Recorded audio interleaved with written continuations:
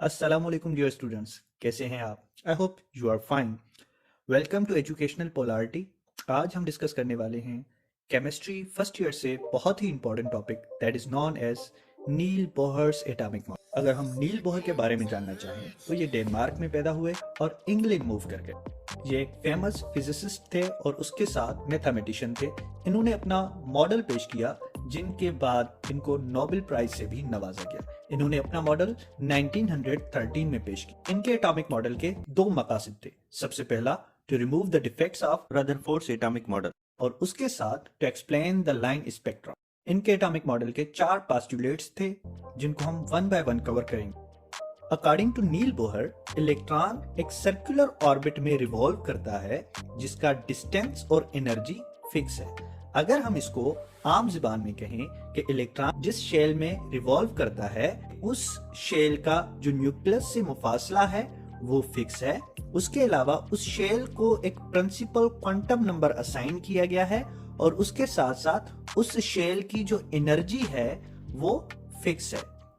अगर हम एग्जांपल ले हाइड्रोजन एटम का, अब हाइड्रोजन एटम में एक प्रोटॉन होता है, एक इलेक्ट्रॉन होता है, तो ये इलेक्ट्रॉन एक पर्टिकुलर शेल में, के शेल में रिवॉल्व करता रहेगा। अब अगर हम डिस्टेंस लेते हैं न्यूक्लियस से लेकर के शेल तक, तो ये डिस्टेंस बनता है 0.529 एंगस्ट्रॉन। इसी तरह इस इलेक्ट्रॉन की एनर्जी जो है वो माइनस 1313 पॉइंट समथिंग ये एनर्जी बनती है, और ये इलेक्ट्रॉन रिवॉल्व करता रहेगा फिक्स्ड डिस्टेंस पे और फिक्स्ड एनर्जी से उस ऑर्बिटल में जिसका क्वांटम नंबर 1 है। इसी तरह जो सेकंड ऑर्बिट है उसका डिस्टेंस होगा, फिक्स रेडियस होगा, फिक्स एनर्जी होगी और फिक्स क्वांटम नंबर होगा। इसी तरह तीसरा ऑर्बिट, उसका फिक्स डिस्टेंस होगा, फिक्स एनर्जी होगी और फिक्स क्वांटम नंबर होगा, एंड सो ऑन। तो according to Niels Bohr, atom में जो इलेक्ट्रॉन होता है वो एक सर्कुलर ऑर्बिट में रिवॉल्व करता है जिसकी energy, distance and quantum number fix है। Let's talk about the second postulate. अब सेकंड पोस्टुलेट के मुताबिक, as long as electron remains in the appropriate orbit it neither loses nor gains energy, hence each orbit has fixed energy level. However, the energy of orbit increases with the increased distance from nuclei. अब इस postulate में नील Bohr कहते हैं कि जब तक electron अपने orbit में रिवॉल्व करते रहते हैं तब तक ना एनर्जी इमिट करते हैं और ना ही एनर्जी एब्जॉर्ब करते हैं, मगर ये जो एनर्जी होती है जैसे जैसे डिस्टेंस इंक्रीज होता जाता है वैसे वैसे बढ़ती जाती है। जिस तरह से शेल नंबर 1 की एनर्जी कम है, शेल नंबर 2 की एनर्जी ज्यादा है, शेल नंबर 3 की एनर्जी उससे ज्यादा है, शेल नंबर 4 की एनर्जी उससे ज्यादा है। तो जिस तरह से जैसे जैसे शेल डिस्टेंस पे होते जाएंगे, जैसे जैसे डिस्टेंस बढ़ता जाएगा वैसे वैसे शेल की एनर्जी बढ़ती जाएगी। थर्ड पोस्टुलेट समझने से पहले हमें दो टर्म्स समझने हैं। सबसे पहले एक्साइटेशन और दूसरा क्वांटाइज्ड।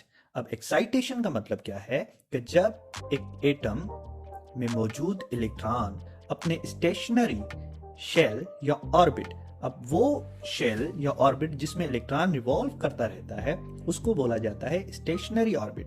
अब जब उस ऑर्बिट से सेकंड ऑर्बिट में जंप करता है तो उसको कहा जाता है एक्साइटेशन।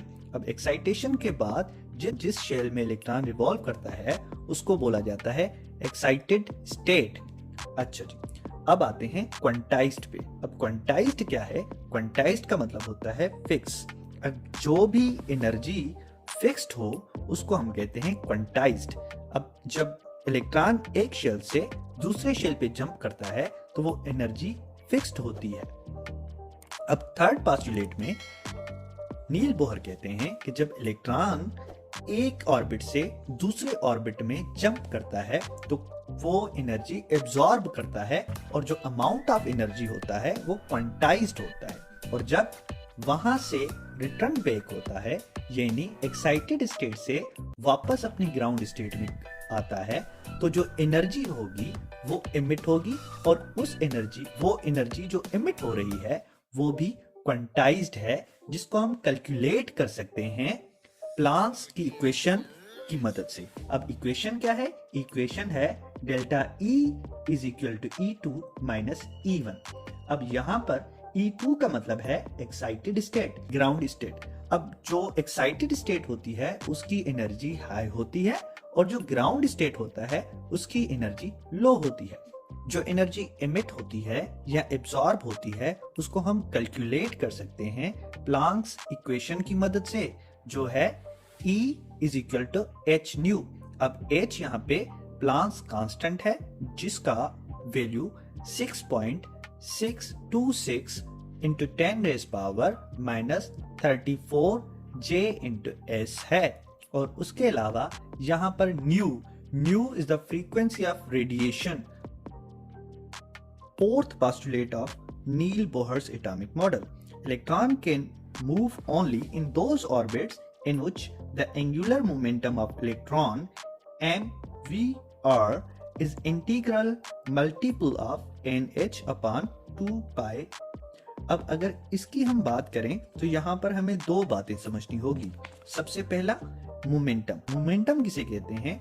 मास इनटू वेलोसिटी, यानी कोई मास पार्टिकल किसी वेलोसिटी से मूव होता है तो उसको हम कहते हैं मोमेंटम। और इसी तरह अगर वही पार्टिकल, वही मास अगर एंगल बनाते हुए एक सर्कुलर पाथ पे रिवॉल्व करता है तो उसे हम कहते हैं एंगुलर मोमेंटम। लेकिन angular momentum according to Bohr's concept angular momentum हो लेकिन multiple of NH upon 2 pi r हो, यानी ना इससे कम ना इससे ज्यादा। यहां पर अगर हम बात करें, n रिप्रेजेंट करता है प्रिंसिपल क्वांटम नंबर को, h प्लांक्स कांस्टेंट को, और 2 पाई i का वैल्यू जो है वो कांस्टेंट है। पाई का वैल्यू है 3.14। सो अगर हम इसको भी देखें तो according to Niels Bohr angular momentum भी कांस्टेंट है। कैसे? अगर यहाँ पे हम n1 पुट करते हैं तो यहाँ पर एंगुलर मोमेंटम निकलता है फर्स्ट ऑर्बिट का।